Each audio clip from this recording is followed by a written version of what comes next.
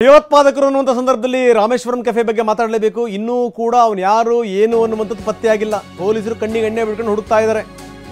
NIA ತನಿಖೆ ಮಾಡ್ತಾ ಇದೆ, ಹುಡುಕ್ತಾ ಇದ್ದಾರೆ.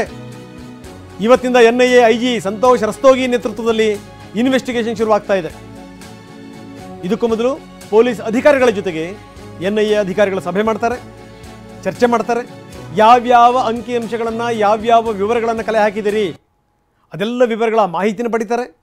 ಈಗಾಗಲೇ NIA ಒಂದು ಮಟ್ಟದ ಆಳಕ್ಕೆ ಇಳಿದಿರುತ್ತೆ. ಏಕೆಂದರೆ NIA ತನಿಖೆ ಅಂದರೆ ಅದೇ ರೀತಿಯೇ, ಅಷ್ಟು ಸುಲಭ ಅಲ್ಲ. ಈಗಾಗಲೇ ಸಂಬಂಧಪಟ್ಟಂಥ ಅಧಿಕಾರಿಗಳು ನಮ್ಮಲ್ಲೇನು ಮಾಹಿತಿ ಇದೆ, ನಿಮ್ಮಲ್ಲೇನು ಮಾಹಿತಿ ಇದೆ, ಆ ಪರಸ್ಪರ ಮಾಹಿತಿಯನ್ನು ಅವ್ರು ಹಂಚಿಕೊಳ್ತಾರೆ, ಏನು ಎತ್ತ ಅಂತ.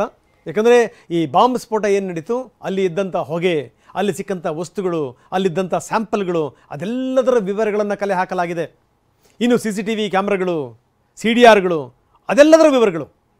ತನಿಖೆ ಬಗ್ಗೆ NIAಗೆ ಸಂಬಂಧಪಟ್ಟಂಥ ಪೊಲೀಸರು ಎಲ್ಲ ವಿವರಗಳನ್ನು ಕೊಡ್ತಾರೆ. ಇನ್ನೂ ಕೂಡ ಅವನು ಯಾರು ಏನು ಎತ್ತ ಗೊತ್ತಾಗ್ತಿಲ್ಲ. ನಾವು ಬಂಧಿಸ್ಬಿಡ್ತೀವಿ, ಆದಷ್ಟು ಶೀಘ್ರದಲ್ಲೇ ಬಂಧಿಸ್ತೀವಿ ಅನ್ನುವಂಥ ಮಾತನ್ನು ರಾಜಕಾರಣಿಗಳು ಕೂಡ ಹೇಳ್ತಾ ಇದ್ರು. ಇಲ್ಲಿ ತನಕ ಸಂಬಂಧಪಟ್ಟಂಥ ಪತ್ತೆಯೆಲ್ಲ ಪಕ್ಕಾ ಪ್ಲಾನ್ ಮಾಡಿ ಸ್ಫೋಟ ಮಾಡಿರುವಂಥದ್ದು ಅದು ಗೊತ್ತಾಗುತ್ತೆ. ಎಷ್ಟರ ಮಟ್ಟಿಗೆ ಅವನು ಬಂದಂಥ ರೀತಿ, ಅವನು ಹೋದಂಥ ರೀತಿ ಎಲ್ಲದೂ ಕೂಡ ತುಂಬ ಸ್ಪಷ್ಟವಾಗಿ ಗೊತ್ತಾಗುತ್ತೆ ಅದರಲ್ಲಿ.